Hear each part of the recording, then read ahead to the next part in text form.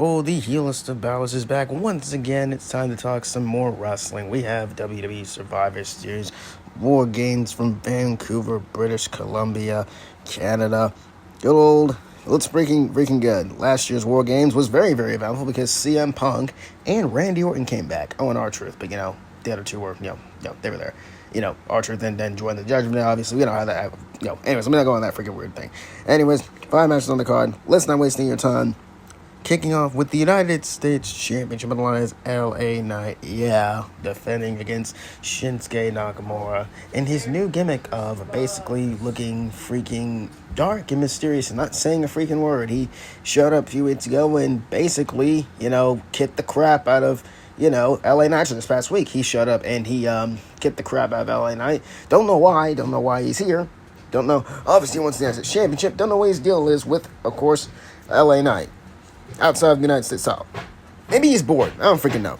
Anyways, let's get into it. Who I think is winning? I like Nakamura, but he has not been doing nothing, obviously. So he's losing. So there you go. LA Knight, he ain't losing the title. I think he's probably going to Mania. And he's probably going to WrestleMania. His reign's been pretty good. I ain't gonna lie. He's been doing good. And he's been holding it down. I do love the strap design on his championship title, so it's pretty cool as well. Anyways, off of that topic, LA Knight's going to retain the United States title against Shinsuke Nakamura, so yeah, that's what's going to happen. I got to retain for the United States champion, LA Knight, yeah. Up next, another championship match, we have the badass Braun Breaker defending the Intercontinental title against Sheamus and Ludwig Kaiser. For weeks, Ludwig Kaiser has been interrupting Braun Breaker's matches for weeks and stuff like that. Of course, Sheamus got his opportunity last night on Monday Night Raw, which is a very brutal match. This man, Braun Breaker, ran freaking almost 1,000 miles per hour. Like, ran to the announce table, and he literally almost made the freaking table shook. Like, and his freaking collide with his freaking chest. I thought he died on screen. I was like, dude, what the heck? That is not what happened, obviously, but how the heck did you survive that? Like, seriously, dude, this dude is a freak, legit. I mean, he's a Steiner, so no crap. But Braun Breaker, I love the dude. Dude's great. He's great. Sheamus, obviously, what he's been doing. Could become a Grand Slam champ in this whole thing with this if he wins. And Ludwig Kaiser, he's been doing very well for himself as well. Of course, his good old buddy, their lane General Walter, is also on this card. We'll talk about him a bit later. Who do I have winning the Intercontinental Championship? Do I have Braun Breaker retain? Do I have Sheamus winning? Do I have Ludwig Kaiser winning? I would really think they would want Sheamus to win the title one-on-one, obviously. I do think he is the one dethroned Braun Breaker. If not him, please let it be Bronson Reed. Please give Bronson Reed some gold. But I really do think that Braun Breaker is going to retain. He's going to pin Ludwig Kaiser, and then they're going to have another rematch with Sheamus and Braun Breaker. And that's when Braun Breaker will lose the Intercontinental Championship, hopefully to Sheamus. Again, like I said, if not, please give it to Bronson Reed, because I need to see that match, please. But yeah, I got Braun Breaker retaining the Intercontinental Championship against these two, Sheamus and Ludwig Kaiser. I cannot wait. It's going to be good. Plus, that brawl last night was really fun, too. So, yeah, I got the champion retaining. Let's talk about the first of two WarGames matches. We have Team Rhea Ripley, which is Bianca Belair, Rhea Ripley, of course, Naomi, Io Sky, and Bayley going up against the Judgment Day. Not the Judgment Day, Days. The Judgment Days. Liv Morgan and Raquel. Nia Jax, Tiffany Stratton, and Candice LeRae. My bad, I meant Raquel Rodriguez. I could not complete that because I almost freaking choked. Good God. Oh my gosh. We know where this spans from, man. I don't have to explain to you guys. It's been a long, long road to this. I really do think, hopefully this is where this ends. I doubt it. A few weeks ago, of course, Rhea Ripley came back, and she has a face mask. It's like Cody Rhodes from back in the day when he was undashing Cody when he was putting the bag over his head, people's heads. That was an interesting gimmick, I ain't gonna lie. But dashing Cody is personally one of my favorites.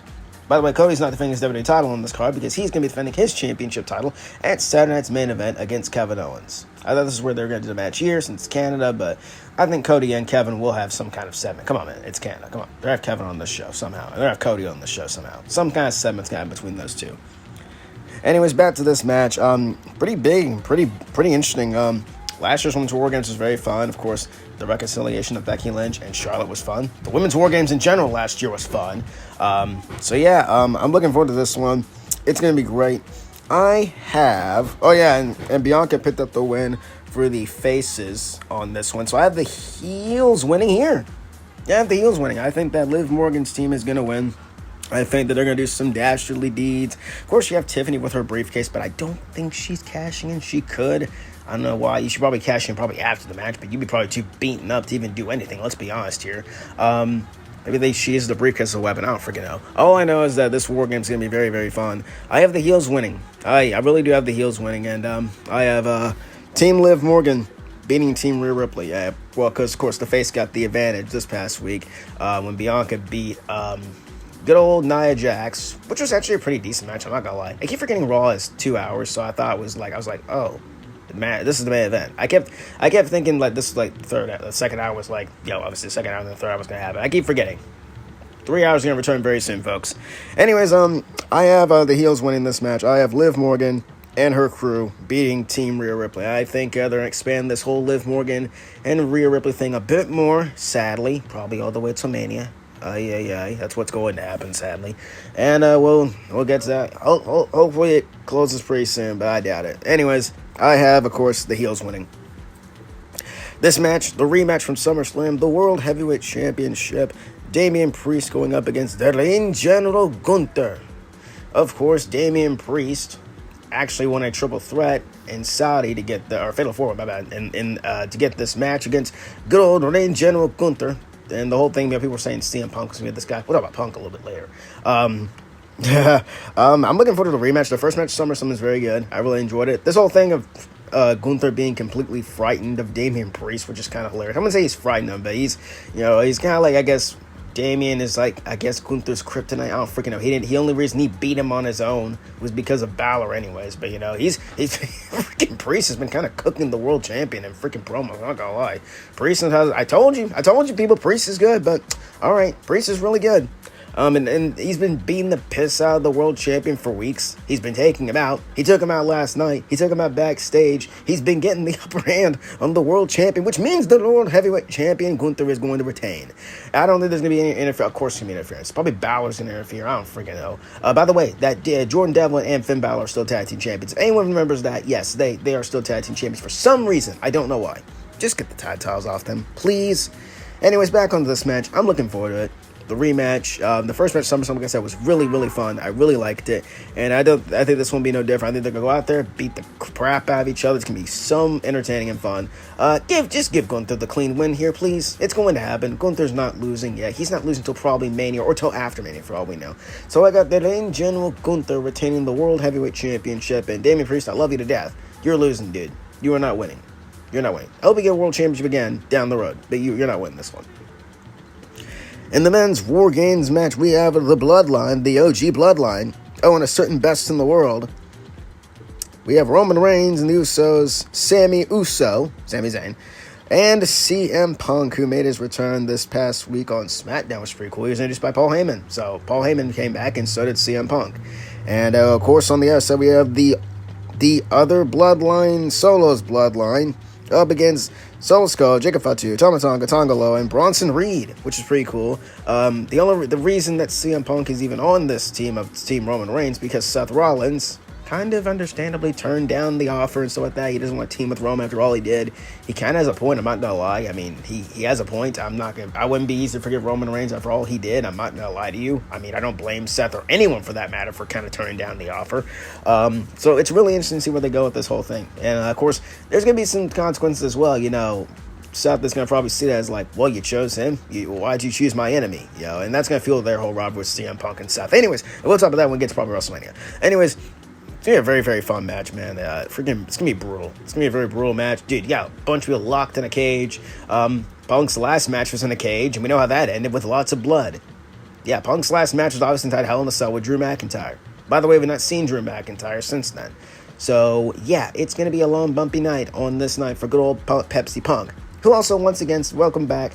Happy 1-year anniversary of your return at Survivor Series, no less. So there you go. I am looking forward to this. It's going to be very, very brutal. It's going to be violent as that, of course. And the fact they're going to be they can go all the way with this, show some blood. This is going to be a bloody match, too, I hope.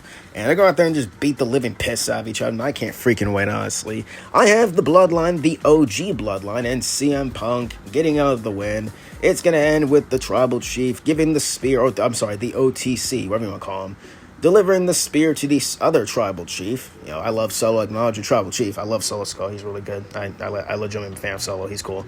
And Tama Tonga's great too. You know, we had to get stitches in his lip this past week. Ouch. Anyways, I do have the Bloodline, the OG Bloodline winning, and I think something big's going to close this show. Probably The Rock is going to show up again. We haven't seen The Rock since freaking Bad Blood anyways. He showed up. He didn't say a word. He just put his fingers up in threes and then did the cutthroat slash and then walked away. So he'll probably show up here, and basically he'll probably do the same thing, and he'll go backstage, and we won't see The Rock until probably January, until obviously when Raw goes to Netflix. So we'll see where they go with that. I'm very interested to see what's going to happen with that storyline there. So regardless of all that and The Rock or whatever, whoever shows up, I do have the OG Bloodline winning. I think this is where they're finally going to end this, at least this saga of the story, and the real ending of the story hopefully will be at WrestleMania 41. We'll see. I hope. I really hope so, because they're dragging this so long. But, you know, never-ending story with this, obviously. But I do have the OG Bloodline picking up the win. And that is your predictions for WWE Survivor Series. Dude, I'm looking so much looking forward to this show. I ain't gonna lie. I had a great time watching Full Gear. I liked it. It's fun, very entertaining. I can't wait for this show.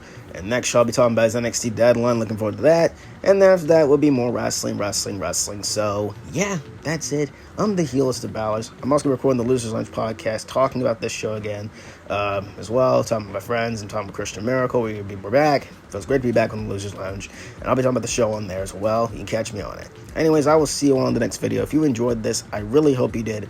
Please sweet the like button down below. Subscribe to me just like this one. Follow I got it, Twitter, Heel Balor, Instagram, Heel Balor YT. And I will see you all on the next one. Too sweet and peace out, dudes.